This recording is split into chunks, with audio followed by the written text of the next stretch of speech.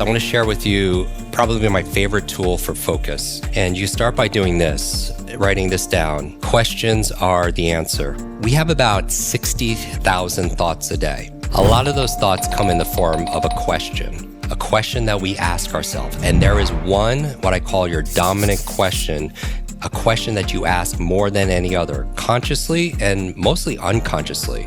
And so I want to go through an exercise with you to determine what is your dominant question.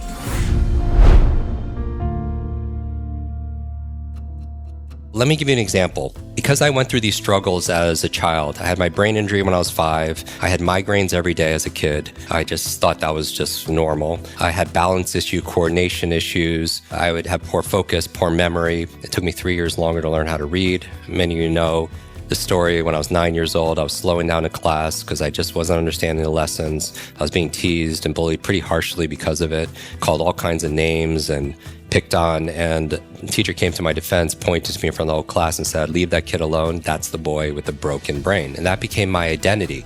Because I felt like I was broken, I would always say things like, my dominant question, why me?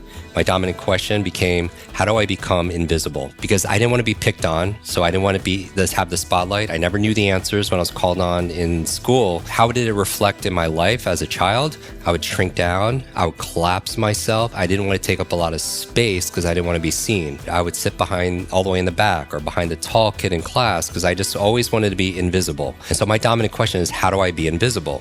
Because I never wanted the spotlight. And I think that carried over into my career in a big way, because every opportunity to scale after 30 years, infomercials, I met with Kaplan and talked about franchising our learning center. I said no to every media opportunity. I would say no. Every book deal, I would say no, because I just didn't want to be seen. I want to help people though. So it was this reconciling between wanting to help people but not wanting to be seen. And I realized it was because of the questions I was asking myself. An illustration of this, years and years ago, I have a younger brother, younger sister, and my sister would send me postcards and emails, pictures of a very specific kind of breed of dog. It was a pug dog, these kind of squishy faces. They're very docile. You could dress them up as ballerinas or whatever, and they don't complain. They just kind of do their thing. And my question became, why does she keep on sending me these photos of pug dogs? And I realized her birthday was coming up, and she's a very smart marketer, right?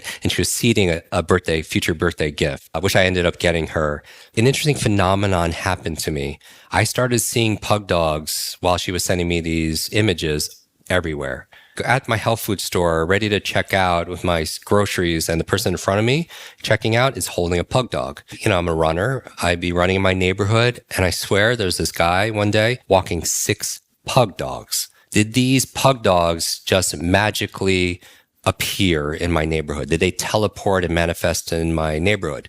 No. Those pug dogs were always there. But remember I said that your brain is primarily a deletion device? You want to keep information out because if you let everything in, you would be overloaded. You go insane, right? There's a billion things you could be thinking about. So I started to pay attention to these pug dogs because I was asking the question about pug dogs. And so what are you asking questions about? What's your significant other, your children, your team? What are they asking? Because it would explain a lot of their behavior. Because whatever you focus on determines how you feel. And how you feel determines what you're going to do at any given moment. And what you do at any given moment determines the results you get in your life. So I'm going to give you the final tool and how to access this tool. Because maybe your dominant question, like mine, why is this happening to me, wasn't the best question I could ask. Because what are the answers I got? Oh, because I'm broken. Oh, because I'm not enough. That didn't move me forward in my life. Later on, I thought, well, I have a broken brain. My dominant question became, how do I fix this? And I started getting answers that were more useful. And my dominant question evolved over the years is, how do I make this better? Now think about it. If you all the time ask, how do I make my relationship better? How do I make my health better? How do I make my reading speed better? My memory better? My income better? You start getting answers. Pug dogs, pug dogs, pug dogs. But even if you're reading something, get to the end and forget what you just read. But if you have questions about what you're reading, then all of a sudden, when you're reading, oh, there's a pug dog, there's a pug dog, there's a pug dog, there's a pug dog. The answer, there's the answer, there's the answer. There's comprehension, comprehension, comprehension. So focus is a tool that you could use to enhance your productivity, your performance, your profitability, and also become more of a limitless learner. So what is your dominant question? I'll give you another example.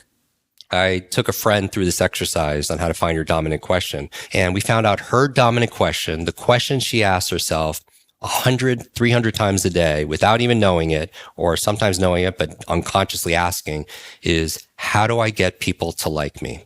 And that's reasonable. Now, you don't know anything about this woman. You don't know what she looks like. You don't know where she lives. You don't know her career. You don't know her ethnicity, cultural background, any of that. But you know a lot more than you think about this woman. If she asked the question, how do I get people to like me? If she asks herself, knowing that questions are the answer, she's shining a spotlight, just like, how do I be invisible? You know what my life was like. How do I shrink? How do I not be seen? Her personality changes based on who she's spending time with. She literally adapts and likes everything of the things that people she wants to like her likes. So her personality is very malleable because she wants to be liked. So you know all of these things about her life, and you only know one question that she asks herself. So my question for you is, what's your dominant question? What question are you asking all the time that is directing the spotlight, your focus? The most important thing that you have is your focus, where you put your attention to, and the results follow from that.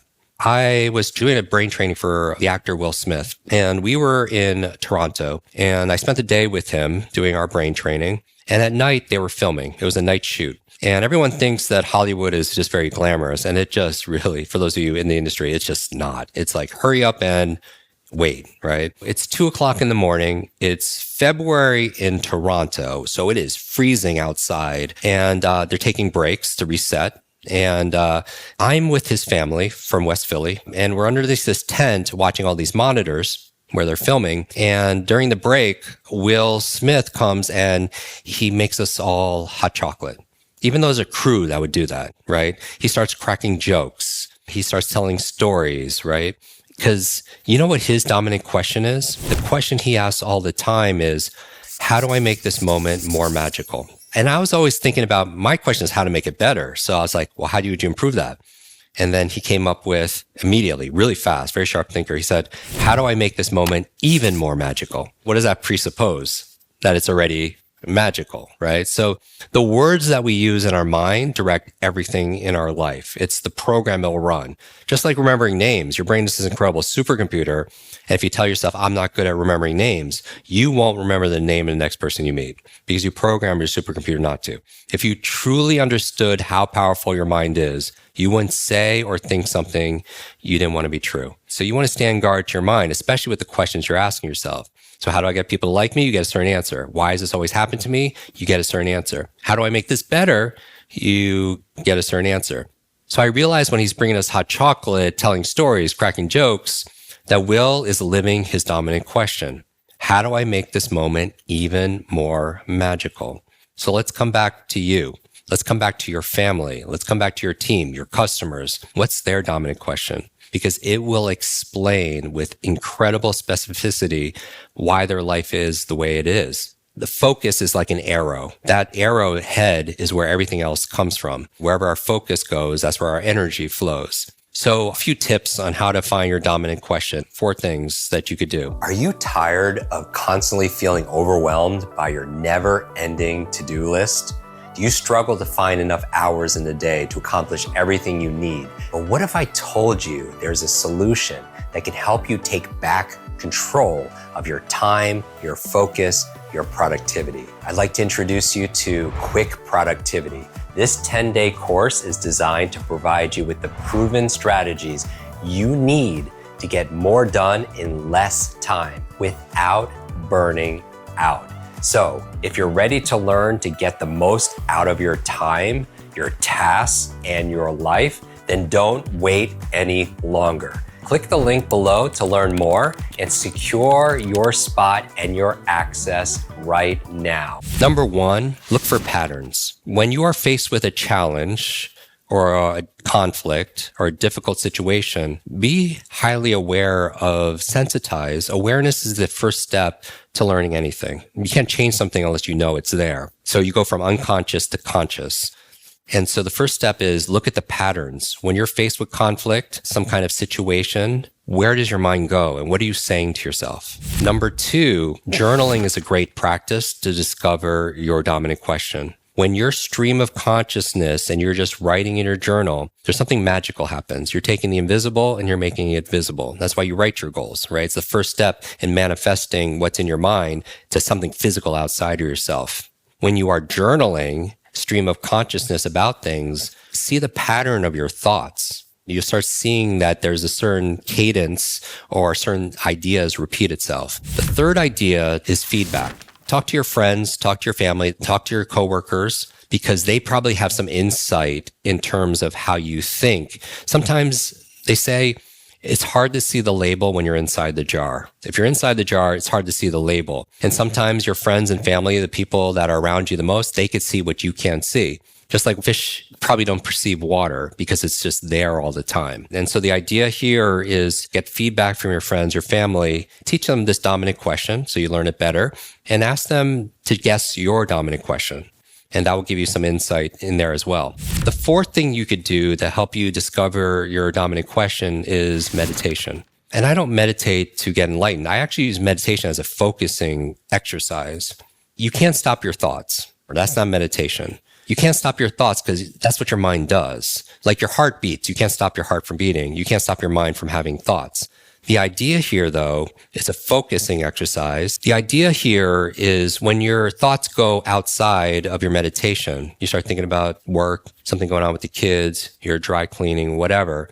When you pull it back through meditation, you exercise your focus. When you pull it back to your mantra, maybe you have a word that you're meditating on, or bring it back to the candle that you're meditating on, or pull it back to your breath, which is my go-to, and you kind of release it. Then you're flexing your focus muscles. What does that do? Later on in the day, when you need to focus and you're getting distracted, you have a pathway you built through neuroplasticity to regain your focus from the thing that's distracting you, like when you're meditating, back to center. For me, I feel like I'm at a disadvantage if I don't meditate. People say, I don't have 10 minutes to meditate.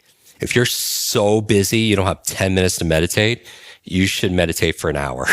You probably need it more than you realize, all right? So meditation, when you're clearing your mind, notice what questions come to mind, because you're going to hear it a lot more in that silence with yourself, and that could reveal your dominant question. So those are 4 tips. The last thing I would say as a bonus tip, look at your results. If you want to find your dominant question, yes, look at patterns when you're in difficulty where your mind goes. Yes, journaling. Yes, get feedback from friends and family in terms of what they would guess is your dominant question, maybe point you in that direction. Yes, meditate.